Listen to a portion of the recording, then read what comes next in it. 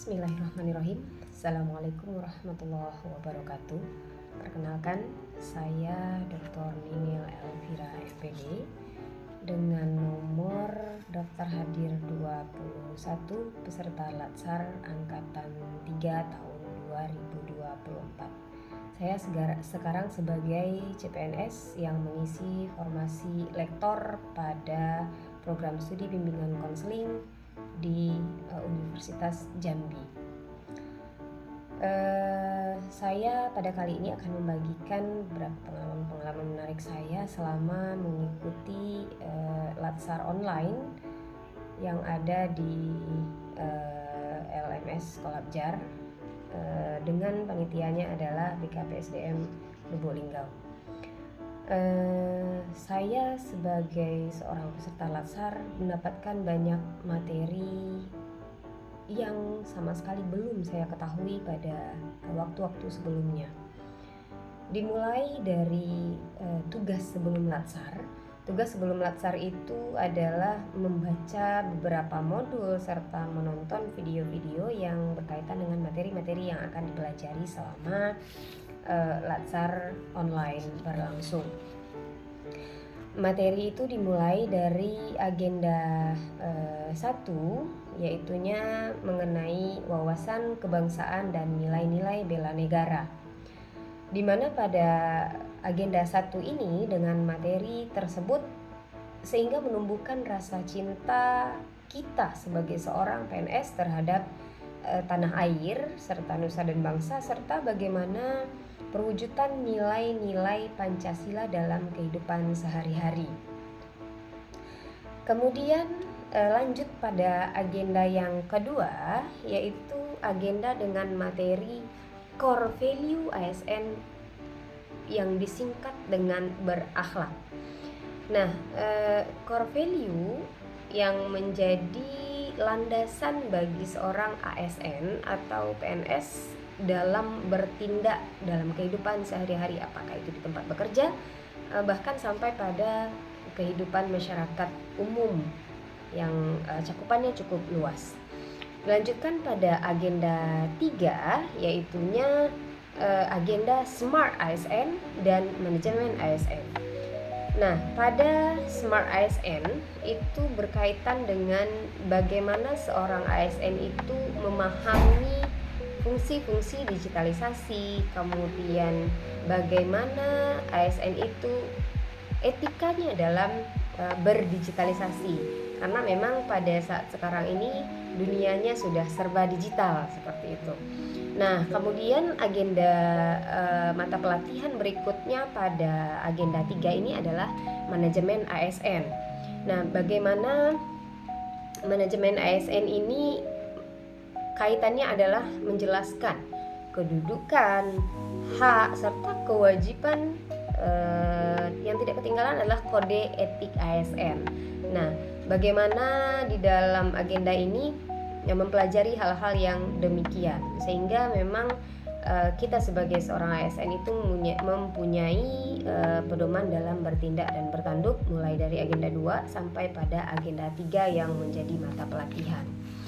Kemudian lanjut pada agenda 4. Nah, pada agenda 4 ini sungguhnya bagi saya secara pribadi banyak sekali pembelajaran. Kemudian mulai dari bagaimana kita membangun komunikasi dengan teman-teman sejawat yang yang memang kita baru dalam instansi kita ini, dan kita sudah mencoba membangun komunikasi, apakah itu dengan teman sejawat, kemudian juga dengan pimpinan, apakah itu pimpinan langsung ataupun pimpinan tidak langsung. Nah, menjadi sebuah tantangan yang cukup menarik bagi saya ketika kita mencoba membangun komunikasi dengan mereka yang kita kenalnya itu baru dalam hitungan 1,5 bulan yang lalu gitu ya. Jadi ini sebuah tantangan yang cukup menarik bagi saya. Selanjutnya, setelah berkomunikasi, apakah itu dengan teman sejawat serta pimpinan itu, kita mendapatkan beberapa isu yang akan kita kembangkan. Nah, melalui isu-isu yang didapatkan, khusus bagi saya itu ada 6 isu yang didapatkan, dan ini akan menjadi bahan kajian di dalam rancangan aktualisasi diri. Nah, isu atau 6 isu yang didapatkan itu nanti akan disaring atau ditapis dengan menggunakan alat tapisan isu. Nah, di sini ada yang namanya APKL, ada yang namanya USG. Ini adalah hal-hal yang baru bagi saya.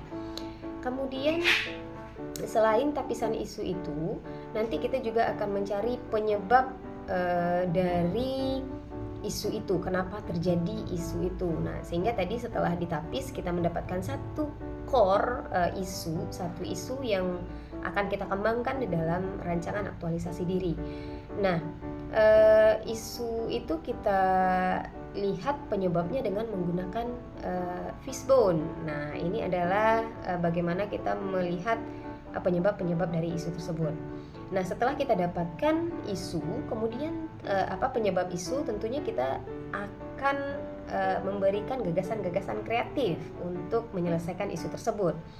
Nah, dari beberapa gagasan yang dikemukakan, kita nanti akan menapis lagi dengan menggunakan tapisan dengan nama McNamara. Ini memang bagi saya adalah suatu hal yang cukup baru, karena memang sebelumnya ya walaupun saya sudah sebelumnya juga sudah di perguruan tinggi dalam kegiatan apakah itu belajar mengajar ataupun dalam penelitian dan pengabdian masyarakat lainnya, saya tidak menggunakan hal-hal yang demikian, apakah itu APKL, USG, kemudian fishbone, McNamara. Tapi khusus untuk fishbone kita sudah belajar juga sebelumnya, tapi untuk APKL, USG, dan McNamara ini merupakan suatu hal yang cukup baru bagi saya gitu.